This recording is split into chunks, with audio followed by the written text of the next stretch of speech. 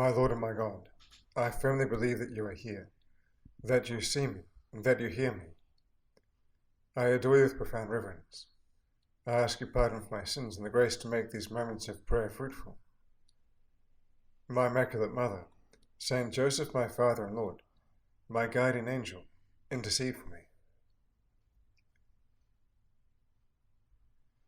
When we encounter Jesus in today's Gospel, he seems to be rebuking ideas that he has come to lessen the high expectations of holiness, at least holiness as it was seen in the Old Law.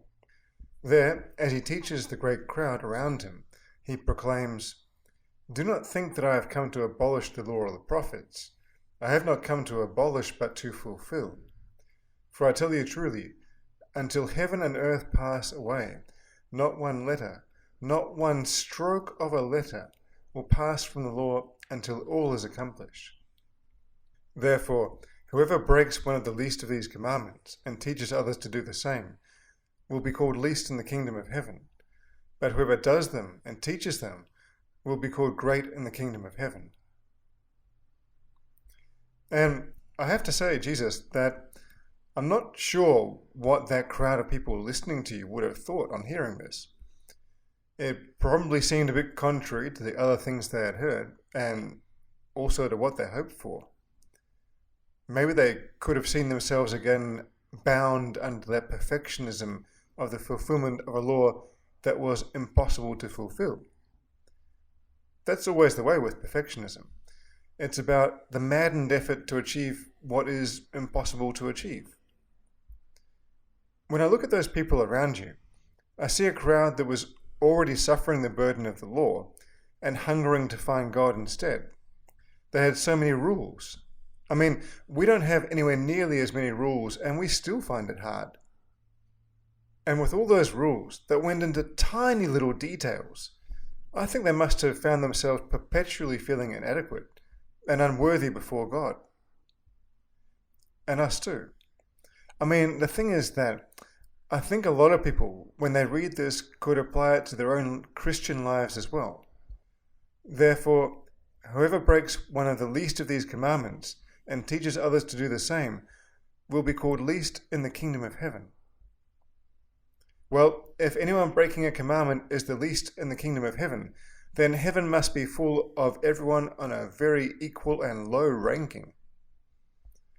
Even though you freed us from the perfectionism of the old law, which could only convince us of sin, we still find a way to fall into the trap of thinking that we need to fulfill some kind of law, whatever kind it might be, in order to be righteous.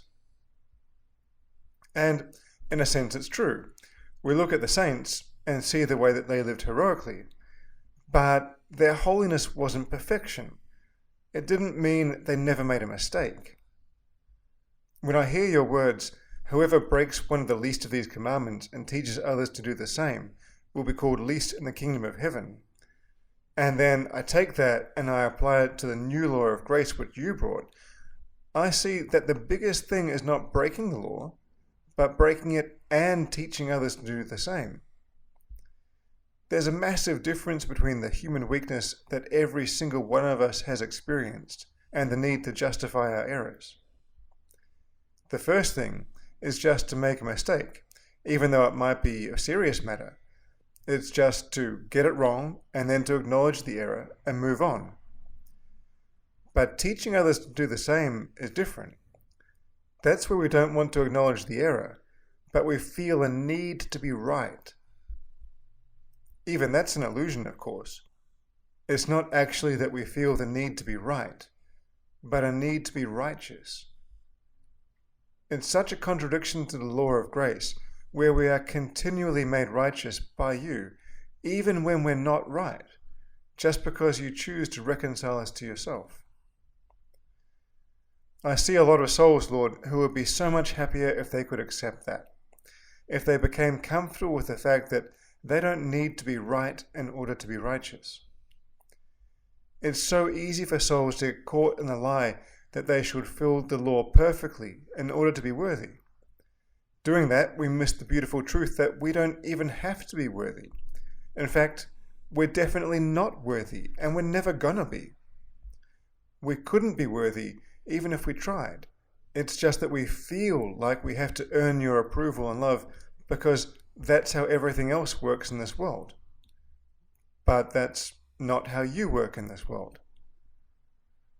I'm convinced that a big part of understanding our path to union with you is that we need to correct those errors about who you are and about how we relate to you. That's always true, but especially now, where we live in a world of such perfectionist tendency, where everyone is always seeking to make themselves worthy of something, whatever it is, but always worthy before others. In reality, of course, we have most peace and joy when we're actually comfortable with our defects. We don't choose them, but they don't worry us, because we know that those defects, whatever they are, don't lessen the true value we have, which is the value that you put in us.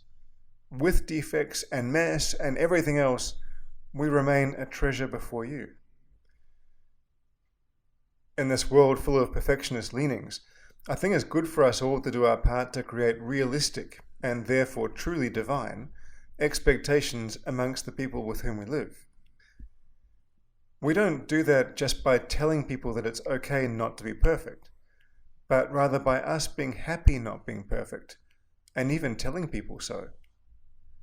Now, I'm not saying that we have to tell people our sins. That belongs first and foremost to the sacrament of reconciliation. Occasionally, it can be constructive to acknowledge that to another, but that's not necessarily the way. Much rather, we ought to be so comfortable with our defects that we can laugh about them, because by doing that, we make the path astonishingly more pleasant for others. They don't just hear someone say, "Don't aim for perfectionism," but they see someone in love with God and happy with all their defects. And we want to set people free like that.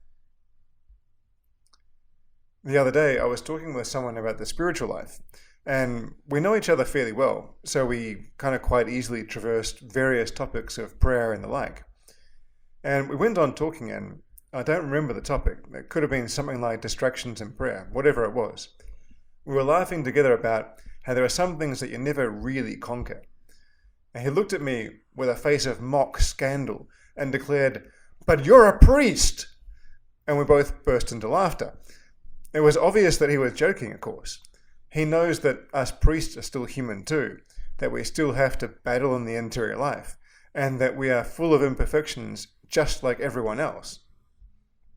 But his imitating scandal was a true representation of what so many people think, and not only about priests.